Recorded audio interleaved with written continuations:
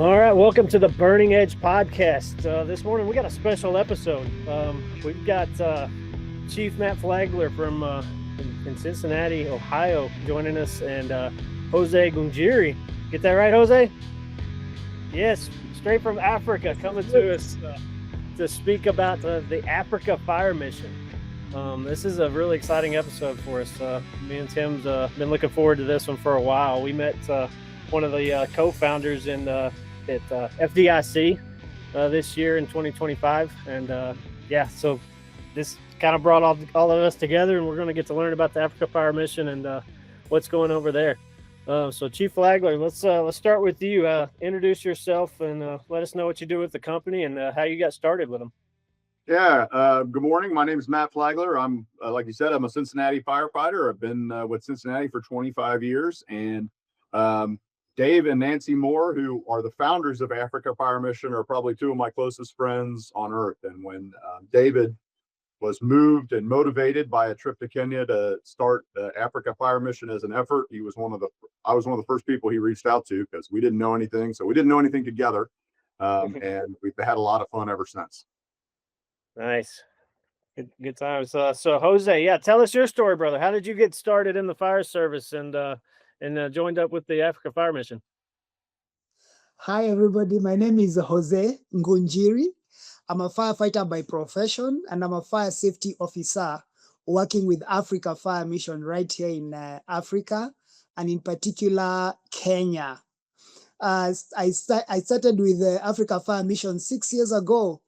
When I attended a symposium, which actually Matt Flagler visited that year. It was in Muranga. I just got attracted with what they're doing and how they are handling firefighters in Kenya. And the next year, I got to go to school. The next year after that, fortunately, I got to be attached and employed with Africa Fire Mission. The rest is history. Nice.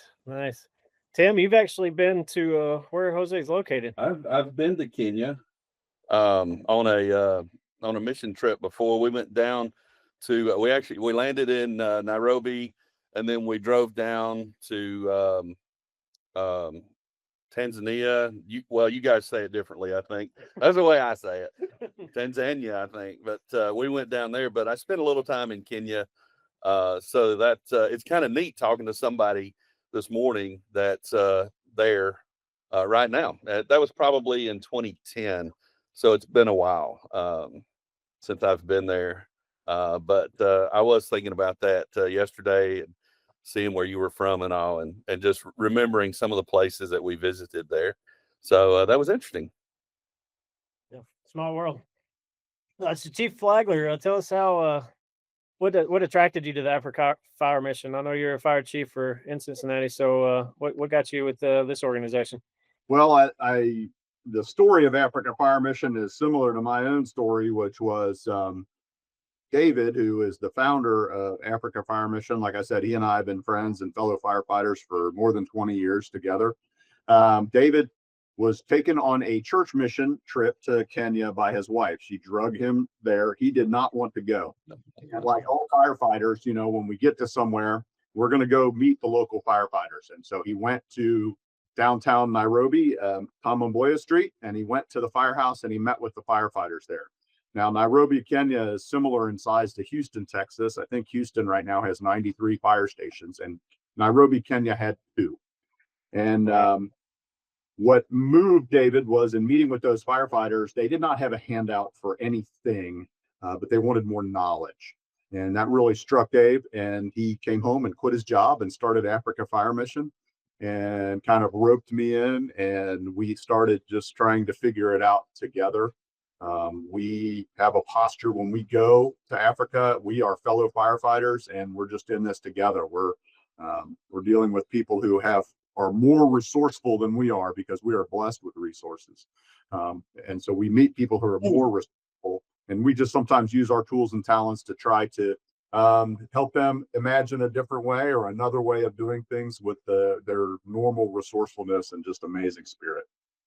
Nice. Yeah, the fire industry certainly is a brotherhood. There's a lot of trust and cross communication that no other industry can experience. So that's neat to see worldwide. Jose, speaking of resources, what what needs do you guys have or want? I know Chief there mentioned you guys just wanted a lot of knowledge, but is there a particular a piece of equipment or anything that you guys like yearn for?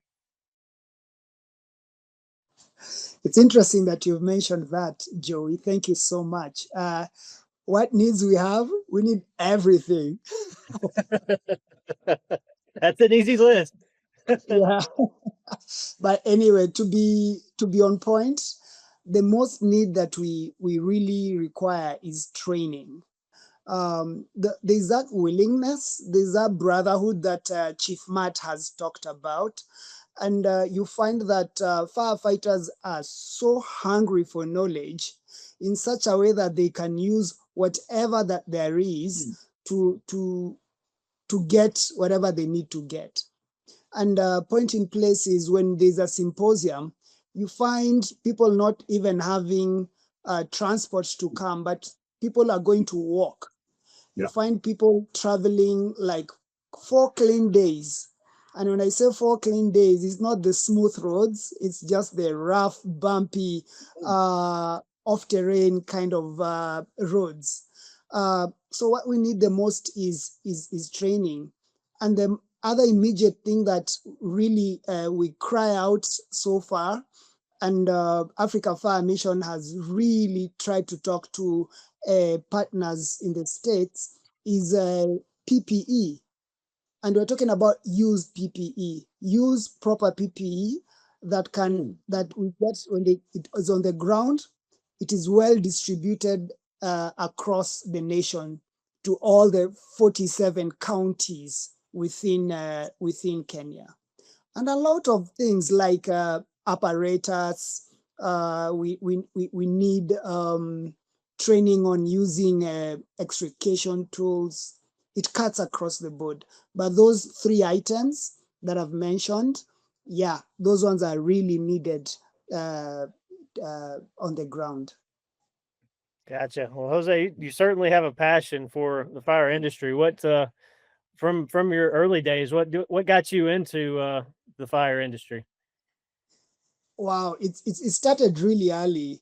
It started when I was 4 months old. Can you imagine? I was already a grown up at 4 months old. Just kidding. I got I got my bands when I was 4 months old. My mom and dad were living in a 10 by 10 house. And what happened, the house help left me in the home. And she went to pick up my older sister in school. On coming back, the whole house was on fire. Fortunately, the same house help who left me in the house rescued me. And I went to hospital and I stayed there for many, many, many months. And I got some burns on my face, as you can, I don't know if it can be seen. And also my hand, as you can see, I don't have the fingers. So all my fingers were cut off by literally the fire when I was 4 months old. So that passion really started when I was early. But then, of course, I picked it up after, 6 years ago, 7 years ago to be precise, when I visited, when I took my son to the fire station at Tom Mboya, what Chief Matt Flagler was talking about. And those firefighters were really gentle to us.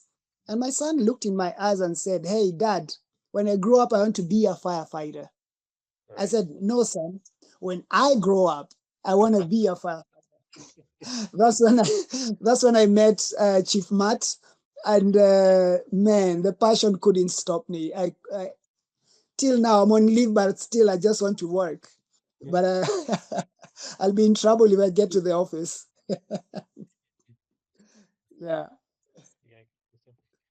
Yeah, so Jose, when I was thinking about my time in OB, I don't remember seeing any fire station, but Chief, what you said there's only 2 when you went down. That makes sense. I do remember Nairobi being such a big place. Um, but what I was thinking about was I remember, people walking, traffic going every which direction. I think there were a few traffic signals, but not that many. So I was thinking about how in the world does a response look like for you guys? Because here in the States, I mean, we can go and we're running lights and siren and people are just not even pulling over for us anymore. And I wondered, how does that look like for you guys? My word. We are the jam busters. We are when the fire truck hits the road, guys go like, yes, traffic is going to be opened. So they block each and every way and every road. Man, it is hectic, especially the Tom Mboya fire station. It is just, least to say, it's just by God's grace. It's just us to use our. I see the drivers really using their chest. They hoot, but the people don't move. So they end up more like teasing them, like, hey, I'm gonna hit you, but not really hit, just for them to give way.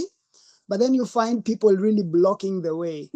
And mind you, that is in the city center. We've not reached on the ground. Long time ago, right now, things have changed because of the fire prevention outreaches we have been conducting. But firefighters here in Kenya are rarely celebrated.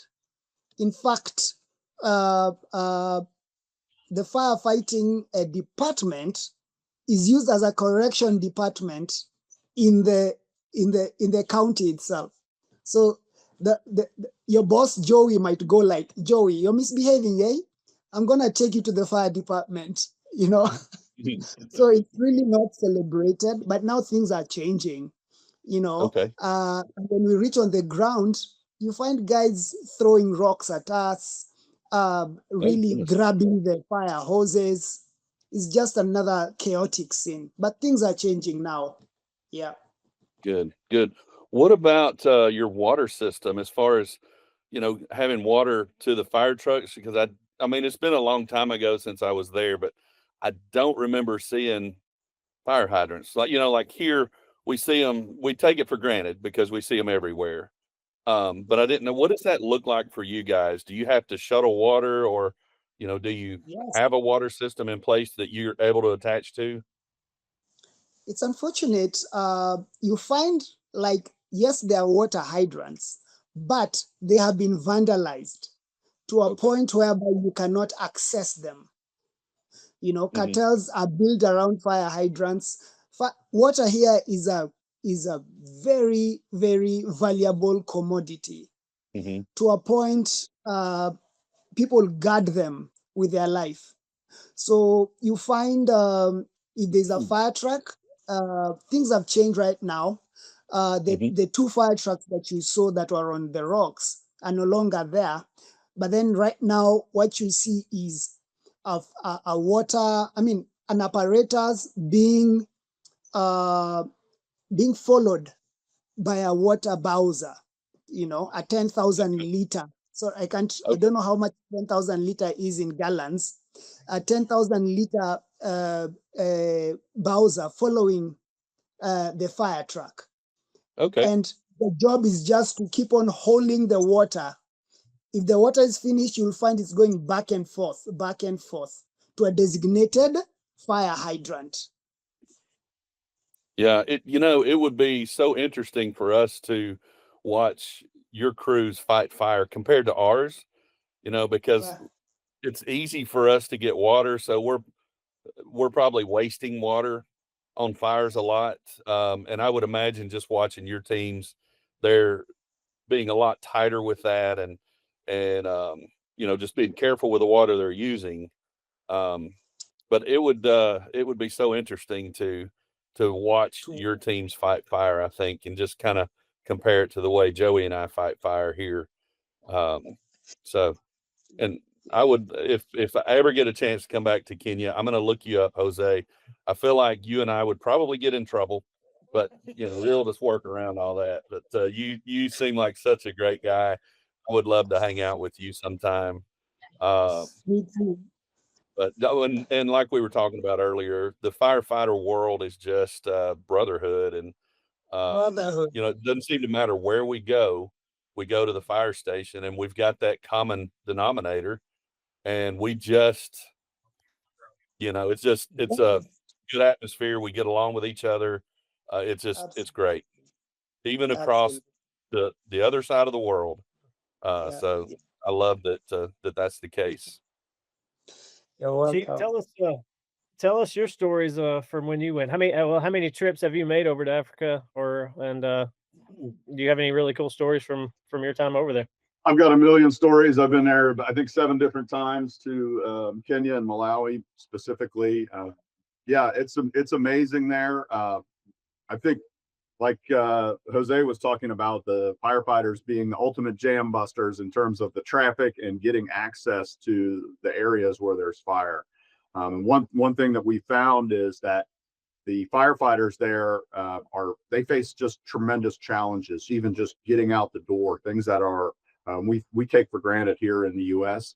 The other thing is that a lot of times, like Jose said, that firefighters are seen as just part of the government.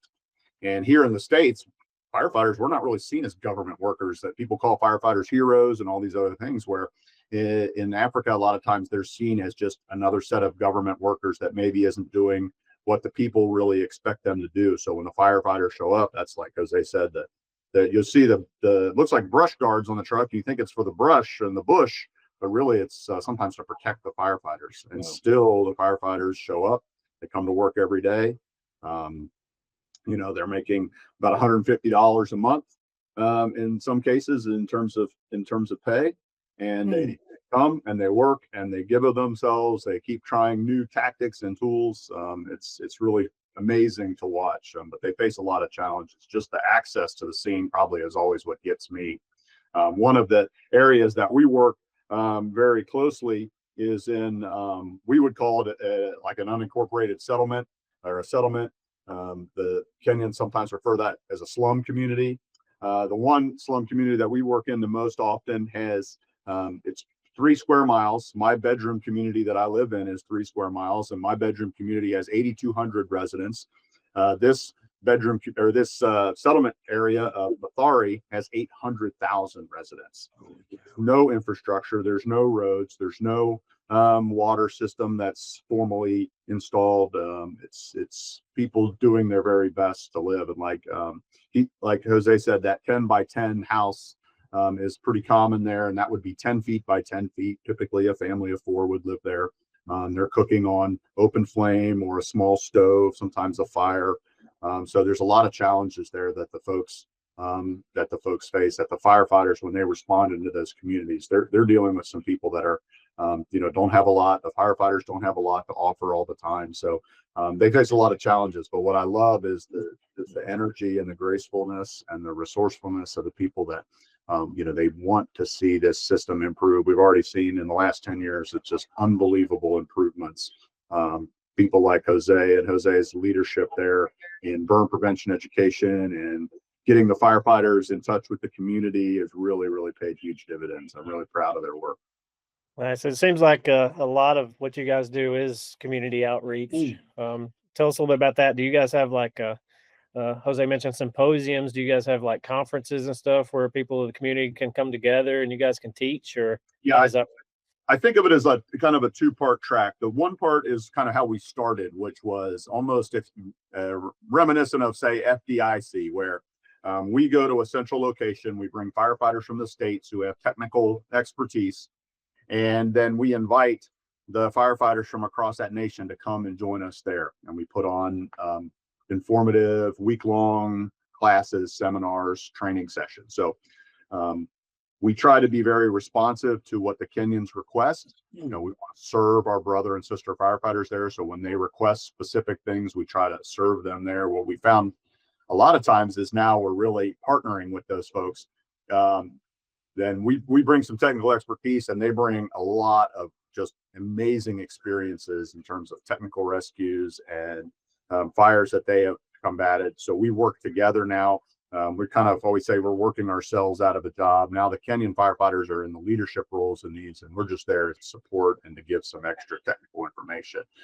So we're continuing to grow. So that's track one, is those kind of formal symposiums, firefighter to firefighter, reaching out. We are also working in the other track, which is that community outreach piece, where we're doing burn prevention education. We're doing education that we're trying to teach in the communities and school systems. We do a lot of work around research of what is the best method for that. And we are trying to use some of the track one where we train the firefighters to deliver that training. And then we also are partnering with some of the other agencies and social service agencies that are working in Kenya to try to continue to deliver that message even further. So you can ask Jose about how that made him a television star in Kenya, and every child in Nairobi knows his name and his face. So I'm sure he can tell you about that. I put a link in the chat so that you can see some of his work, which is phenomenal. But we have had a huge impact on burn instances. The research that we've done is showing like a 30% reduction in burn injuries in Kenya. Obviously, we're part of a big team that's making that happen. We don't want to take full credit, but we do feel that we have done a lot of work to create the partnerships that have made that happen. Sweet. Yeah, well, Chief teed you up there, Jose. Tell us about your show. I did read your bio before we got started. I was actually studying yesterday on your website, and I seen that you've got your own show, your television show, and I was really excited to ask about that. So, Chief, I appreciate you teeing that up. But tell us about. When Chief says you say something, you say and then go ask him later, why did you tell me that?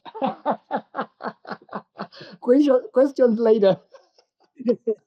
So, thanks, Chief. So, like, this is one of the most faith moves. We're a Christian organization as AFM, and I really thank God that Chief Matt is in the board of our AFM, and we made a faith move with Madam Nancy, and they were like, "There's a gap that cannot be reached. I mean, or needs to be reached, and these are children."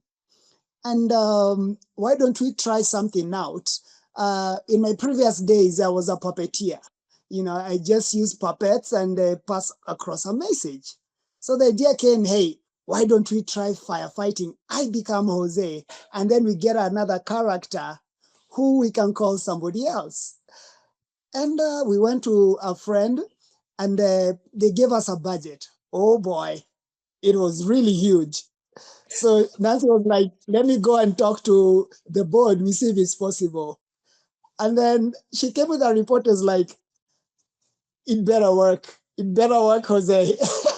So for me, I was like, okay, here goes nothing, let's do it, So I put myself on the line and gave my all, and Tochi as the character was built. And guess what? Apparently, the whole of Africa, this is just mind-blowing. The whole of Africa, there's nothing televised in regards to fire safety on children. So this was something like we were going to uncharted places. We don't know what we're expecting, but we're just having that feel-good feeling. So guess what? A cartoon network here in Kenya called Akili Network, Kids Network, very popular, like each and every kid. Should I say, it's like featuring on CNN. I don't know if CNN is big in PBS, very similar to PBS. Yes, so if your program is on Akili Kids, man, you're going big. And that's actually what happened. We went, and guess what? Right now we are 6 years. No, is it 6 years or 3 years? Sorry. 3 years? Or is it 2? I can't remember. Let me go with 2. 2 years, and we have reached more than 25 million children. It is just like... Jose, I think you're the Mr. Rogers of Kenya, brother. But every time kids go like, Mom, I want to talk to that guy. No, you don't get to talk to a stranger. No, he's not a stranger. He was in my TV. That's awesome. That's awesome. That's a good story. So I guess with you being, a local celebrity face, do you do a lot of speaking and stuff to students in schools and stuff like that to share fire prevention? Yes, we do a lot. We do a lot of that. And just as Chief Matt has said, we focus on the community, especially right down there in Mathare. In fact, right this morning, there was a fire. And just near one of our Missions of Hope schools. And unfortunately, we lost one kid. But then we keep on doing this because fires have to occur. And by starting in the community during holidays, we still do it. But then when schools open, we partner with a Nairobi Fire Brigade. Tim, can you imagine? Nairobi Fire Brigade couldn't go to schools. They didn't know the know-how. They had the willpower, but they were like complicating it so much. But just as what Chief Matt has said, the research that they go and do, and they go like, what might work? So with that research, they come and we do a test. And when we test it, we go like, man, this thing can actually work. This thing can actually work. So why don't we replicate it? So we have partners like Nairobi Fire Brigade. Right now, as we are speaking, they have reached so many schools. Like in 1 week, there's one time we did 1 week, we reached more than 20,000 children. 20K just within 1 week. Wow. Yeah. And this is just doing the replication. Like we teach them and then they go teach. And I usually joke about it. I say that I'm running myself out of my job, you know. But the truth of the matter is I can't run myself out of a job. I'll just get busy in other different areas, replicating what we do. And this began by the research and development that Chief Matt is talking about. You know, they humble themselves so much when they come to Africa. You see, like now, Chief Matt is a big deal.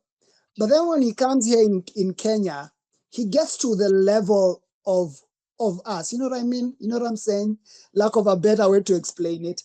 He removes all his accolades. He'll hang out with the firefighters. He will teach them basic stuff, and he will go to a leadership class and teach them the crazy hard stuff. That is leadership.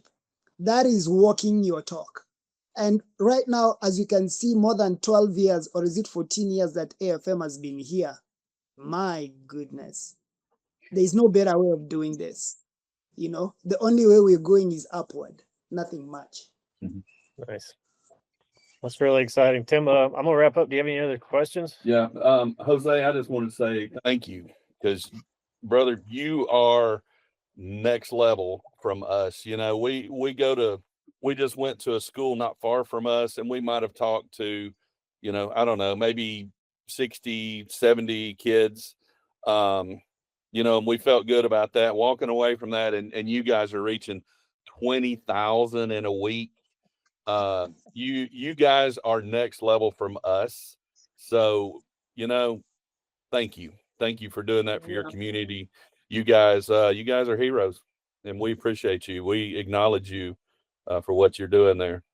And Matt, Chief, thank you for you know, going over there and working with them, educating them.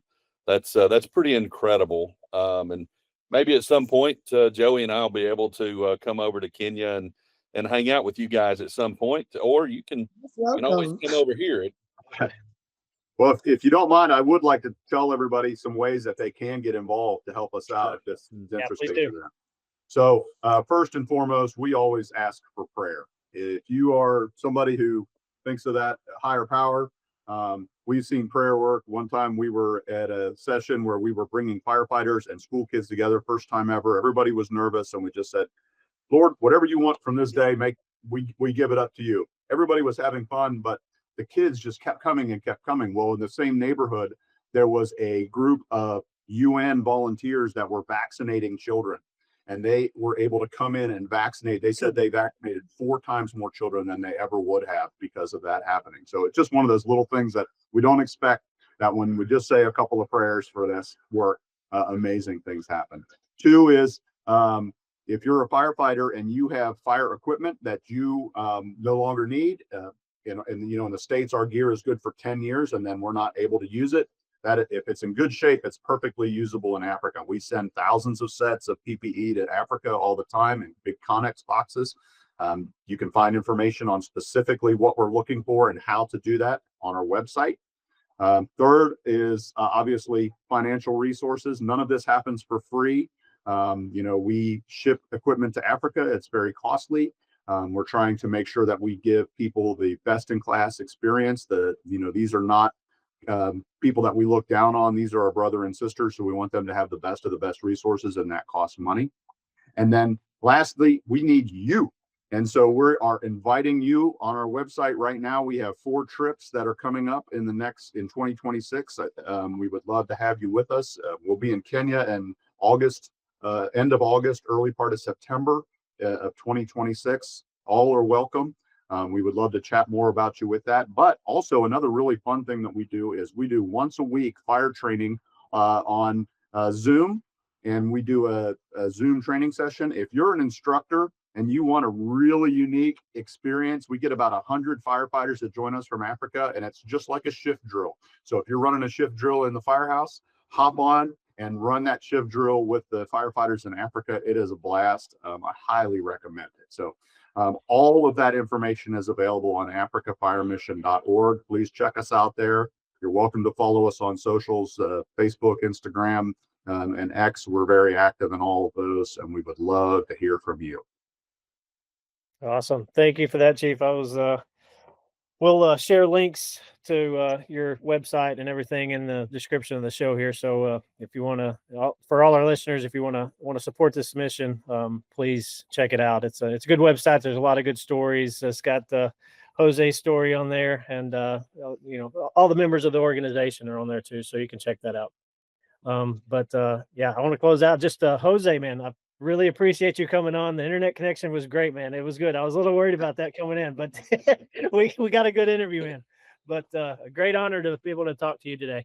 And Chief Flagler, same to you, brother. Appreciate the work you do with the organization. And we'll close this out for Tim White and Joey Craig, the Burning Edge podcast. Thanks for listening.